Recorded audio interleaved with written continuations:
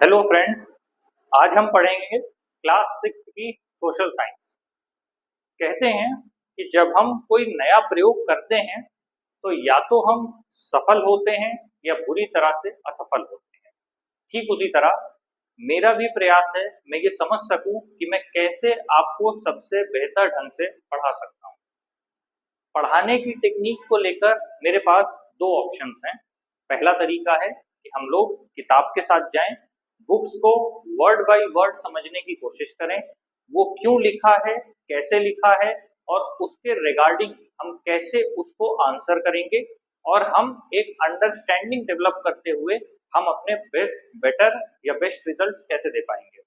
तो एक तरीका तो ये है जो हम फॉलो करना चाह रहे हैं। दूसरा तरीका ये है कि मैं आपको केवल कॉन्सेप्ट समझा दूं और उन कॉन्सेप्ट्स के हिसाब से आप अपने क्वेश्चन पेपर को सॉल्व कर लें। तो मेरा अभी अप्रोच ये है कि पहले हम बुक के साथ जाएंगे, बुक को समझेंगे, बुक के लिखे शब्दों के एक एक शब्द का अर्थ निकालेंगे और उसके बाद हम आगे बढ़ेंगे। क्योंकि हमारे पास एक साल का समय है और तकरीबन 20 चैप्टर है, तो समय हमारे पास पर्याप्त है। तो उसके अकॉर्डिंग हम आज शुरू करते हैं। ये क्लास सिक्स की सोशल साइंस की बुक है। इसका नाम है समाज का अध्ययन, भारत और उसके आगे। समाज से हम क्या समझते हैं पहले तो ये समझने की जरूरत है, क्योंकि इसमें लिखा है समाज का अध्ययन। समाज क्या किसी एक व्यक्ति से बन सकता है या फिर क्या दो व्यक्तियों से बन सकता है? समाज की हमको जरूरत क्या है, समाज की हमसे अपेक्षा क्या है? इन सारे तथ्यों को जब हम खोल के समझना शुरू करेंगे तब हम समझ पाएंगे कि समाज क्या है। साधारण भाषा में कहें तो समाज एक ऐसी जगह है जो विभिन्न मनुष्यों के अंतर क्रियात्मक संबंधों पर निर्भर करती है। जैसे अगर एक व्यक्ति है, उसके मिलने से या मतलब दो व्यक्ति अगर रक्त संबंध से जुड़े हैं या नहीं भी जुड़े हैं, दो व्यक्तियों के मिलने से एक परिवार का निर्माण होता है और कई परिवार के मिलने से धीरे धीरे एक समूह या एक जाति का निर्माण होता है। धीरे धीरे कई जातियों से मिलकर एक समाज का निर्माण होता है और एक समाज के भीतर विभिन्न धर्म, जाति, पंथ, संप्रदाय के लोग आपस में रहते हैं। उसमें लिंग भी एक आधार है। इस पुस्तक में भारत और उसके संदर्भ में बात की गई है। तो क्या समाज केवल भारत के अंदर ही है? ऐसा नहीं है। वैश्विक स्तर पर हो चाहे भारत के स्तर पर हो, दोनों ही जगह समाज की समरूप भूमिका है। लेकिन इसे वर्तमान में हम इस क्लास में केवल भारत के संदर्भ में पढ़ेंगे। जब भी आप किसी किताब को पढ़ते हैं, चाहे वो नॉवेल हो, चाहे वो कोर्स की किताब हो या कोई भी किताब हो, तो आप ये समझने का प्रयत्न करें कि उस किताब को लिखने के पीछे क्या मंतव्य था, क्या सोच थी, राइटर उसको लिखते समय कैसे क्या सोच रहा था, उसका माइंडसेट क्या था, ओपिनियन क्या था। साथ ही अगर संभव है तो कोशिश करें कि अगर ये पूरी किताब आपने पढ़ ली है तो उस किताब को किस ढंग से लिखा था, क्या मैं ऐसी ही किताब लिख सकता हूँ, उसके विभिन्न फ्रेगमेंटेशन को समझने का प्रयास करें।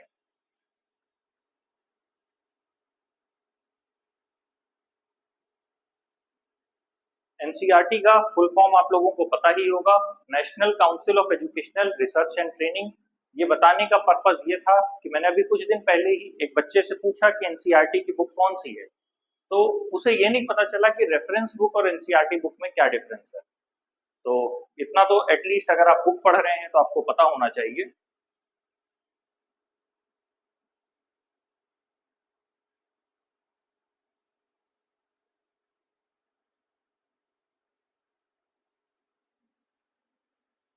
जैसा कि इसमें लिखा है, राष्ट्रीय शिक्षा नीति 2020 के अकॉर्डिंग इस बुक में चेंजेस किए गए हैं। पहले ये बुक डिफरेंट पार्ट्स में डिवाइडेड थी, लेकिन क्लास सिक्स में इस बुक को केवल एक में ही पूरा कंप्लीट किया गया है और डिफरेंट सेगमेंट्स में डिवाइडेड किया गया है। राष्ट्रीय शिक्षा नीति के माध्यम से ये प्रयास किया गया है कि विद्यार्थियों को उन आवश्यक कौशलों को सिखाया जाए जो कि उनके जीवन में काम आएंगे। कहने का मतलब इस बुक को परिवर्तित करने का मुख्य मकसद यही था कि उन कौशल कौशल या कुशलता का विकास हो जो व्यक्ति को भविष्य में अपने जीवन में काम आएंगे। जैसे मुख्य रूप से इसमें चर्चा किया है विश्लेषणात्मक। किसी भी चीज को आप किस ढंग से एनालाइज करते हैं, जैसे वर्णनात्मक है, ये एक्सप्लेन करने को बोल रहा है, और सृजनात्मक का मतलब है ये क्रिएटिव एक्टिविटी से बोल रहा है। इसके कहने का मतलब ये है कि इस पुस्तक को पढ़ने के माध्यम से आप ये समझ पाए कि किसी चीज का विभिन्न बिंदुओं से या डिफरेंट एस्पेक्ट से कैसे उसे हम एनालाइज कर सकते हैं। एनालाइज करने के बाद हम उसको एक्सप्लेन कर सकते हैं, और एक्सप्लेन करने के बाद हम उसको क्रिएटिव वे में उसका कुछ आउटपुट बता सकते हैं।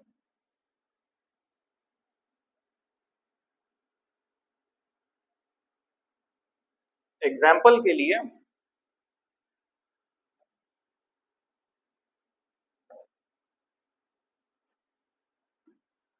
अगर कहा जाए एक कार है,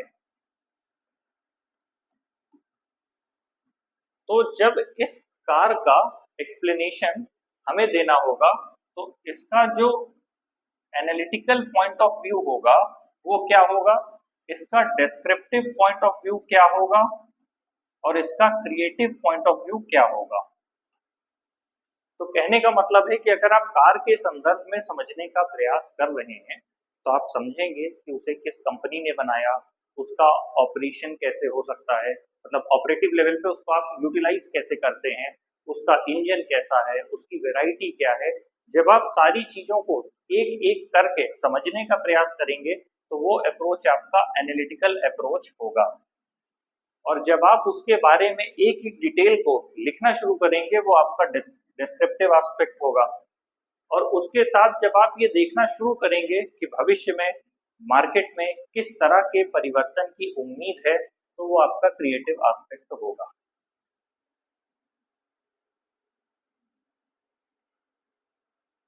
तो कहने का मतलब है इस पुस्तक के माध्यम से एनईपी में जो बदलाव किए गए हैं उसका मेन पर्पस केवल यही है कि किसी भी व्यक्ति के चहुमुखी विकास पर ध्यान दिया जा सके।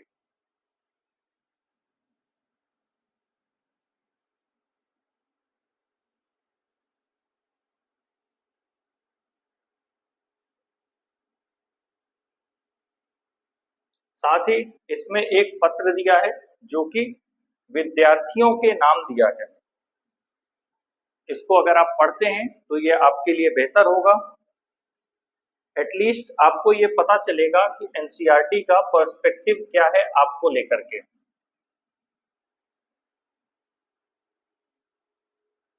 उनका मतलब एनसीईआरटी का मानना है कि अगर कोई व्यक्ति कक्षा 6 में जा रहा है तो एटलीस्ट उसके पास एक बेसिक लेवल का नॉलेज हो जो अपने आसपास की चीजों से आपने गैदर किया हो।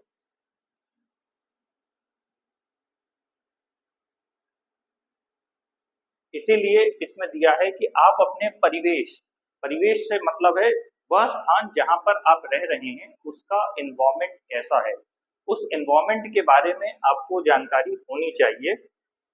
साथ ही दिया है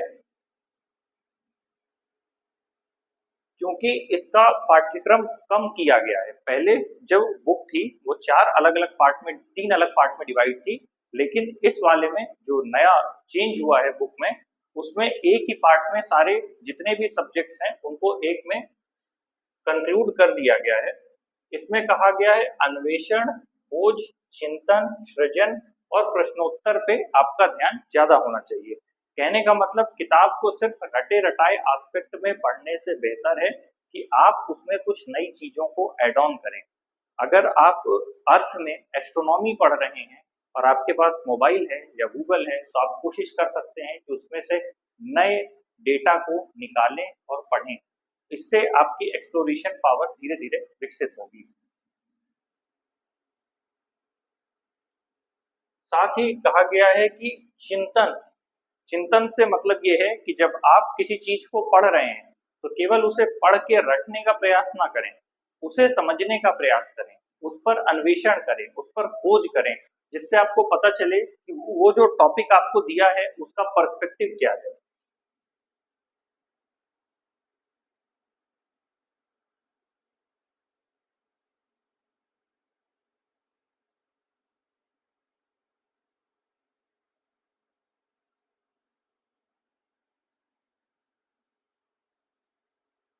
साथ ही इसमें अलग अलग फैक्ट्स दिए गए हैं, जैसे रवीन्द्रनाथ टैगोर का एक कोटेशन दिया है इसमें, हे ईश्वर, मेरी यह प्रार्थना स्वीकार करें कि मैं अनेकता में एकता के स्पर्श का आनंद कभी न गंवा सकूं। ये रवीन्द्रनाथ टैगोर ने लिखा है। क्या आप इसका मतलब बता सकता है कोई मुझे? वो लिखते हैं कि मैं ये प्रार्थना स्वीकार करने के लिए, मतलब ईश्वर से अपनी प्रार्थना को स्वीकार करने के लिए कह रहे हैं कि मैं अनेकता में एकता का स्पर्श का आनंद कभी भी गंवा ना सकूं। अनेकता में एकता से क्या मतलब है? अनेकता का मतलब है वो धर्म के संदर्भ में हो सकता है, भाषा के संदर्भ में हो सकता है, जाति के संदर्भ में होता है, अलग अलग संदर्भों में अनेकता की बात की जाती है।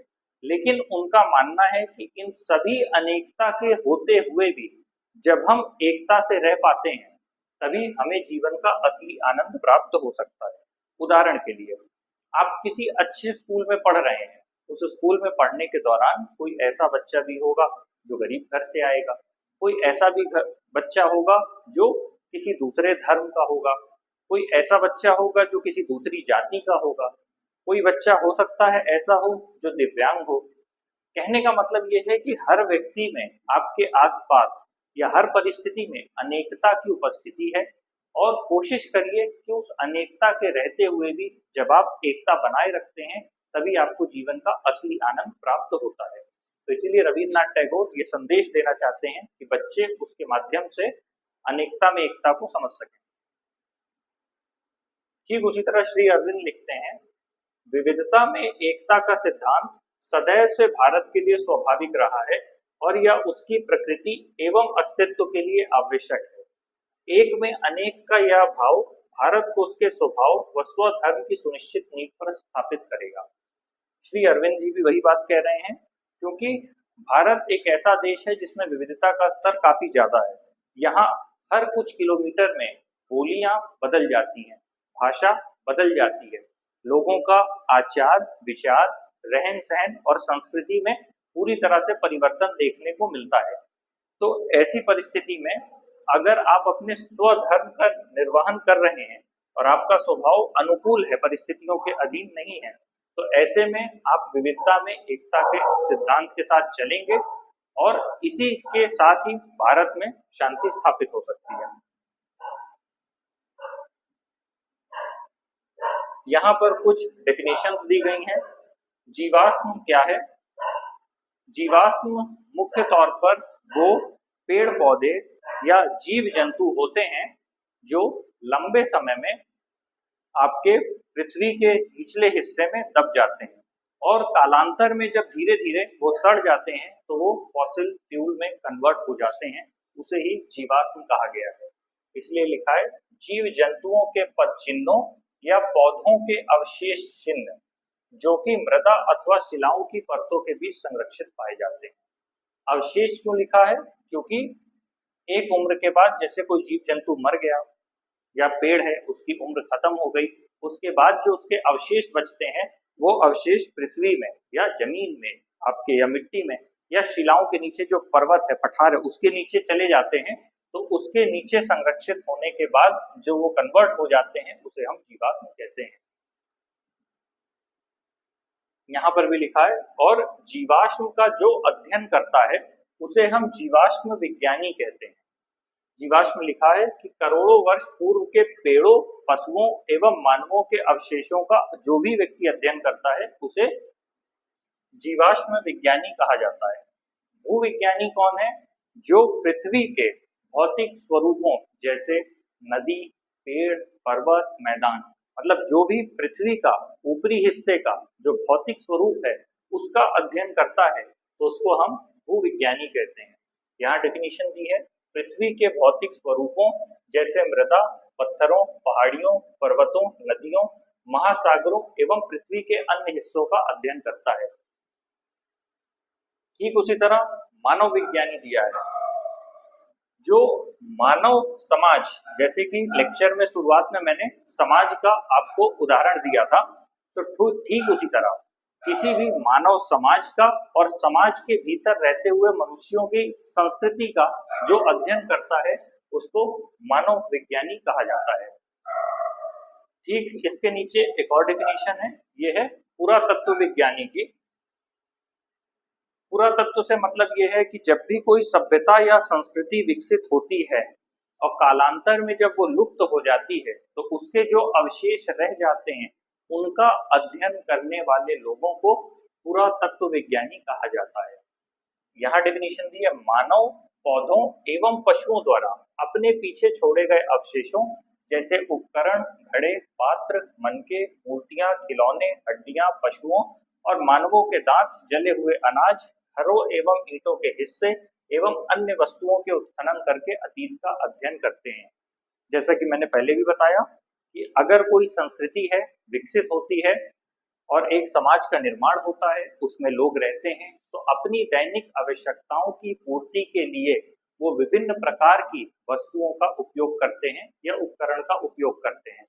जैसे किसी व्यक्ति को खाना पकाना है तो खाना पकाने के लिए वो पात्र का प्रयोग करेगा, मटके का प्रयोग करेगा, अलग अलग बर्तन का प्रयोग करेगा। अगर उसे खाने को अपने घर तक लाना है, या वो खेती करे या वो पशुपालन करे या वो पशुओं को मारे, तो उसके लिए उसे हथियार की जरूरत होगी। उसके लिए जिन भी उपकरणों की आवश्यकता होगी वो संस्कृति लुप्त होने के बाद मिट्टी के नीचे दबे पाए जाते हैं। ऐसी संस्कृति में हड़प्पा सभ्यता है, मेसोपोटामिया है, माया है, इंका है, एस्टेक है, ऐसी बहुत सी सभ्यताएं हैं जिनका कालांतर में अध्ययन किया गया।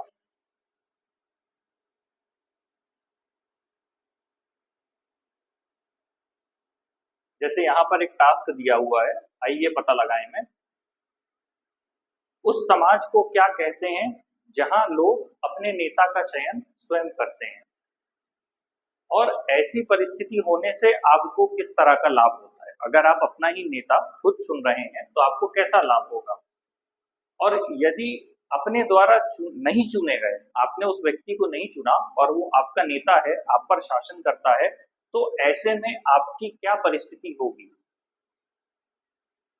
ये दिया है शासन और लोकतंत्र विषय में दिया हुआ है, इसको हम आगे जाकर डिटेल से पढ़ेंगे।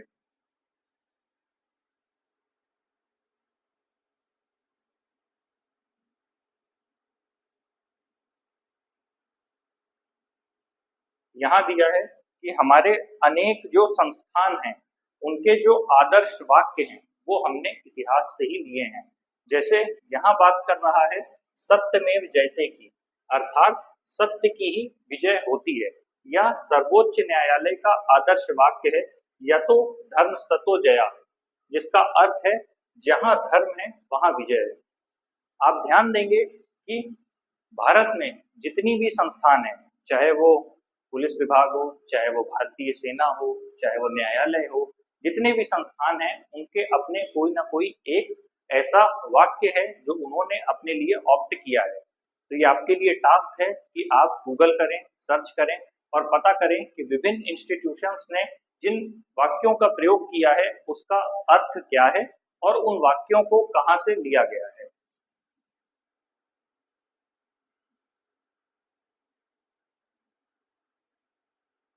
यहाँ पर बताया है कि परिवार क्या है। परिवार को मानव समाज का आधार बताया है।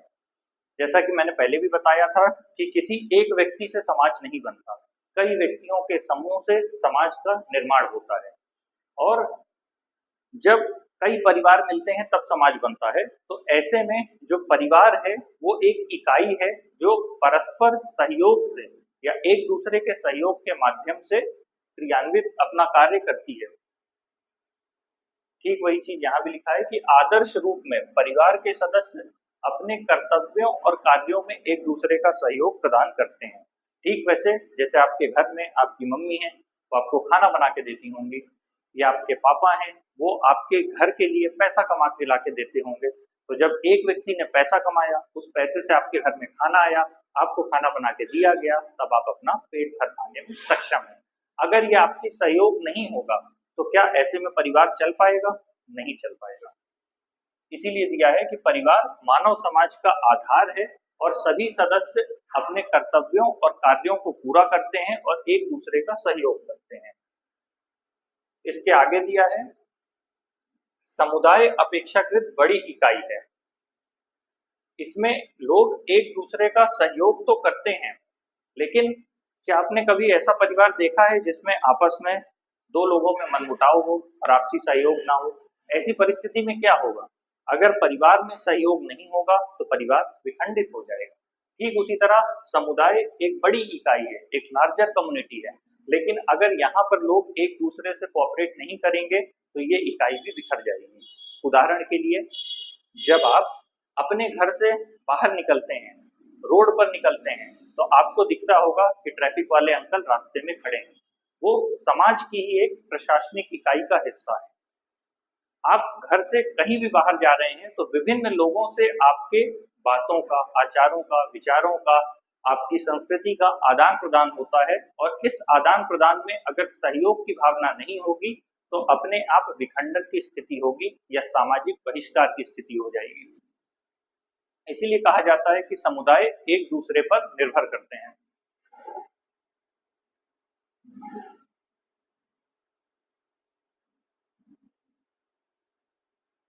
यहाँ पर भारत के संविधान का भाग 3 दिया है, अनुच्छेद 12 से 35।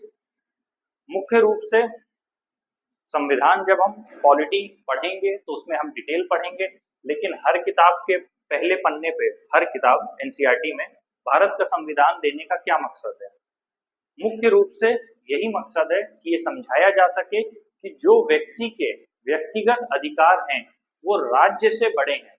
अगर राज्य की शक्ति शोषणकारी होने लगेगी या राज्य की शक्ति व्यक्ति के अधिकारों से बड़ी होगी या व्यक्ति के अधिकारों का हनन करने लगेगी, तो ऐसी परिस्थिति में व्यक्ति राज्य के अंदर रहकर सरवाइव नहीं कर पाएगा।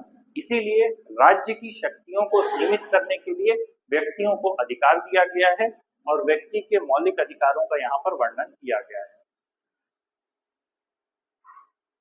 यहाँ दिया है समता का अधिकार, स्वतंत्रता का अधिकार, शोषण के विरुद्ध अधिकार, धर्म की स्वतंत्रता का अधिकार, संस्कृति और शिक्षा संबंधी अधिकार, साथ में संवैधानिक उपचार का अधिकार। तो ये सारी चीजें हम डिटेल में आगे पॉलिटी में पढ़ेंगे, तो इसीलिए इसमें हम डिटेल में नहीं जा रहे हैं अभी। साथ ही भारत के संविधान के भाग 4 का दिया है कि अगर आप राज्य से कुछ अधिकार ले रहे हैं तो आपके कुछ मूल कर्तव्य भी हैं उस राज्य के प्रति, उस समाज के प्रति, परिवार के प्रति, राष्ट्र के प्रति, देश के प्रति, पर्यावरण के प्रति, तो उनका निर्वहन भी आप करें। इसके बारे में डिटेल हम लोग पॉलिटी में पढ़ेंगे। अब आज की क्लास के लिए इतना काफी है। कोई भी सवाल हो तो आप कमेंट में पूछ सकते हैं। धन्यवाद।